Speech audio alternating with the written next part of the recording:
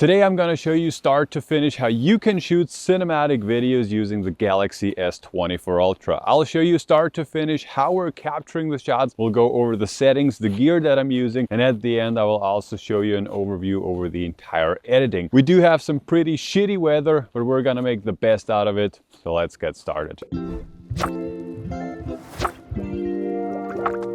All right, so first up, let's talk about the settings that I'm using for these kinds of videos. And since all of the shots that we're taking today are B-roll shots, so we don't have any spoken audio, I'm recording everything in 4K at 60 frames per second. So you can see that up there. It's UHD 60 frames. The Samsung Galaxy S24 Ultra is also capable of shooting in 8K, and I might use it for a shot here and there, but generally speaking, I love to shoot those videos at 60 frames per second because then I just have a lot more flexibility in the post-production because I can speed up the videos, but I can also slow them down. You can see that up there, this 4K 60 frames per second. I'm shooting this just in regular 16:9, no need to change that. When it comes to the stabilization, I have not turned on the super steady mode. Maybe we will use it for one shot or two, but generally speaking, like 4K 60 frames per second just in the regular video mode. And if I want to get fancy, I'm also going to using the pro video mode. But the goal for me is to show you like what you can create with just the standard video mode without even using the pro video mode. So this is mainly what I'm going to be using. As you can see, I have also turned on the grid, so you can see that right here. This is very helpful for framing my shots to make sure that everything is centered the way I want it. And yeah, that is basically it. Let's hop into the advanced video settings just very quickly. You can see I've turned on the video stabilization. This just helps to get just smoother shots overall. Auto FPS, I've turned that off. I'm tracking autofocus grid lines. This is turned on. This is important. Let's check out the advanced video options real quick. You can see I'm shooting in H.264, which is most compatible. It's just a lot easier to work with those files in comparison to the HEVC. And yeah, that's basically it. So when it comes to the settings, there is nothing crazy, but now let's talk about the gear. All right, so when it comes to the gear that I'm using for these kinds of videos, I like to keep things minimal because that's the goal of shooting with a smartphone, that you don't have to carry around like huge tons of gear. And everything that I'm using today, I have on me right now. So the main attraction obviously is the Galaxy S24 Ultra. And currently I do have it in a Freewell case, and that's not just a case that offers protection, but it does also have a few cool party tricks that I'll show you in just a second. Mostly I'll just be shooting handheld with the phone, but for some more, moving shots where I want more stability, I'm also using a gimbal. My gimbal of choice currently is the Hohem iSteady M6. There's a full review on the channel. In case you want to check that out, I will link it up there. And since the weather is a bit crappy, but now the sun is coming out a little bit, I also want to make sure that I have the right motion blur. And for that, I'll just show you real quick. I also have another thing also from Freewell in my pockets. And by the way, this is not sponsored. But what this is, these are basically just different strengths of ND filters. And the cool thing with those is, first of all, they cover all the different lenses and they fit magnetically onto the S24 Ultra. Yep, depending on how bright it is outside, I'm just attaching them or detaching them. And the goal of, or why you're using an ND filter in the first place, is to get the right motion blur, because then you can have the correct shutter speed, and this leads to the nice motion blur so that you can get some nice transition and just a, generally speaking, a cinematic image. But that's all the gear that I'm using, and now let's move on. To make these kinds of videos look interesting for the viewer, I like to spice it up with different movements. Handheld movements on one side, also using the 10x telephoto lens of the S24 Ultra, which just creates a completely different view. But on the other side, I also love to be using a 3-axis gimbal to get these very smooth looking shots. And I want to share my two favorite gimbal movements with you here real quick. The first one is just super simple, and that's just a straight push. And like, depending on your environment, just look around and see like what is looking nice, and then just make a straight push in here, for example, to this. And then the second one is a parallax shot, and I'll just show you here real quick what this does and how this is working. I'm just adjusting my settings here real quick. I'm just starting the recording, and as you can see, I have Alex in the center of my frame, and then I'm moving into one side and just panning into the opposite, and this creates this really cool orbit effect. And you can use that for pretty much any scenario, and you will always get some epic results. So one of my personal favorite things of the S24 Ultra and also of the S23 and also S22 in the past is the variety of different lenses that you get. And that's the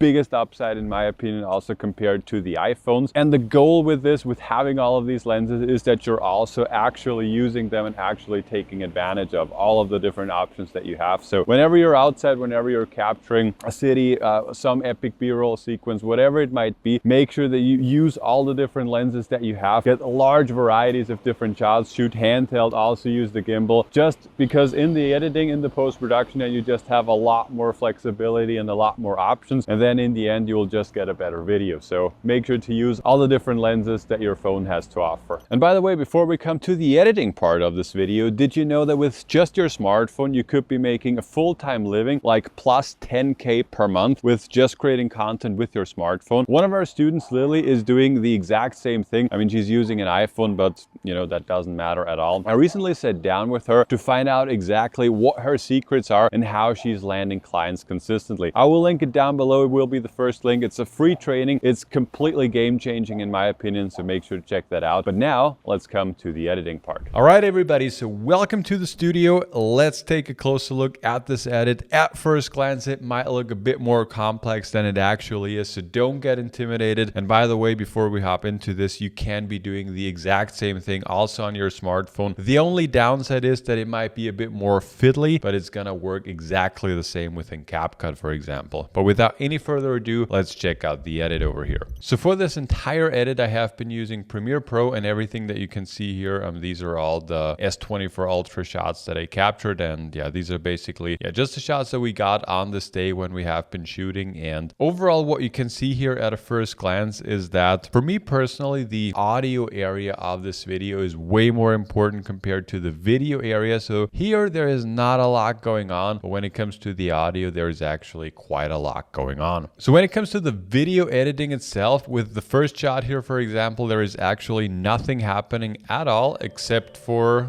this very quick speed ramp right here. And you can do speed ramps in basically any program these days. So yeah, I've just been using that. And the way more important thing is I also added some sound effects, because you can see there are some trees and there's a city in the background. So I have added some sound effects where you can actually hear some birds and also some whoosh when I'm doing this this effect right here. So let's check this out.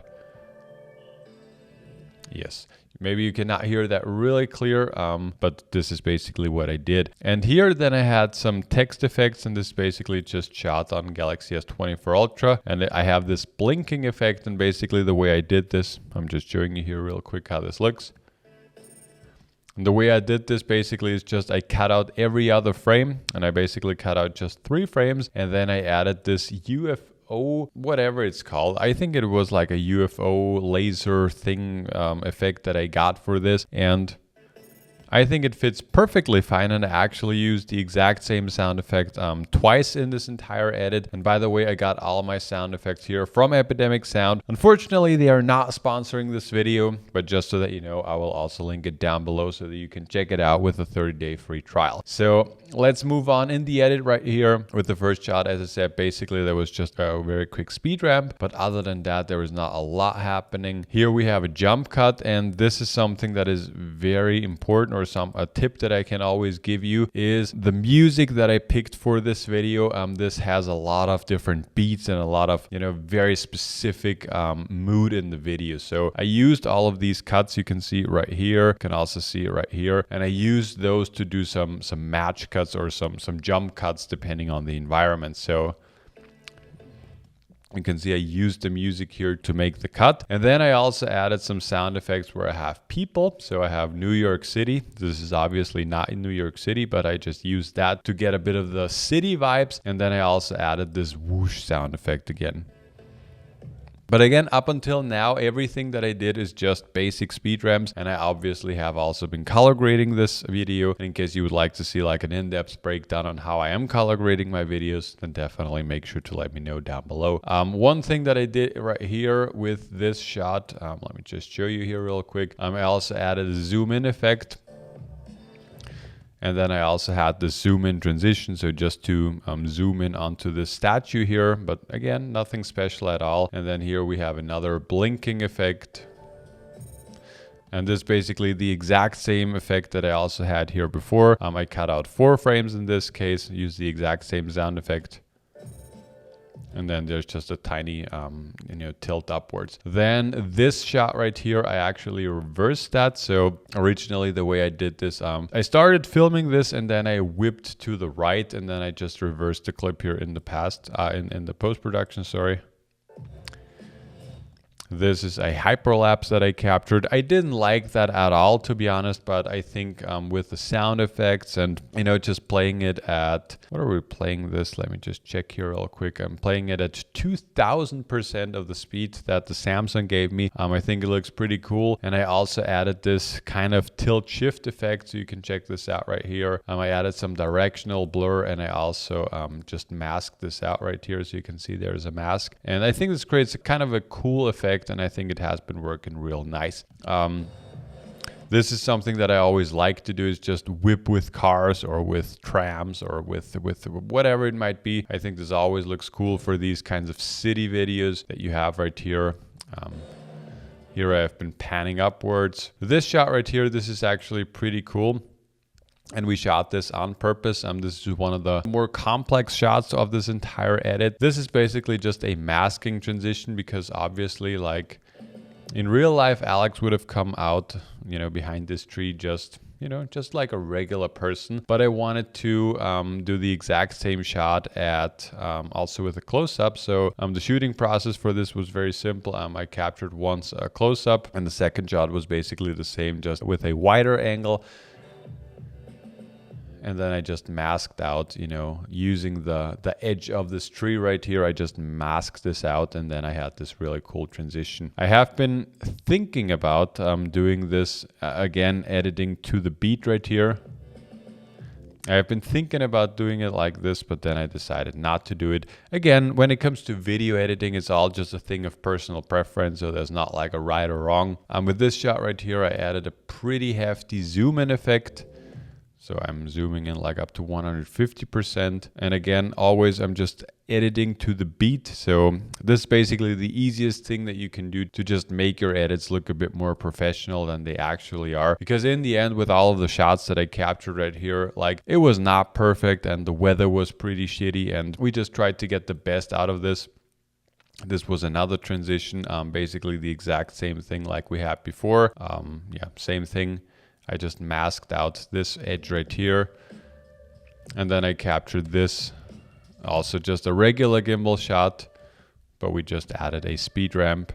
And then there's the logo effect, and that is basically it. Again, I got all my music and also the sound effects from Epidemic Sound. You can check it out down below. But there you have it, guys. Just a very quick overview over how you can shoot cinematic videos with your Galaxy S24 Ultra, and also how you can edit this. In case you want to learn so much more about creating content with your smartphone, and in case you also want to turn your content creation skills into money, then check out the first link down below.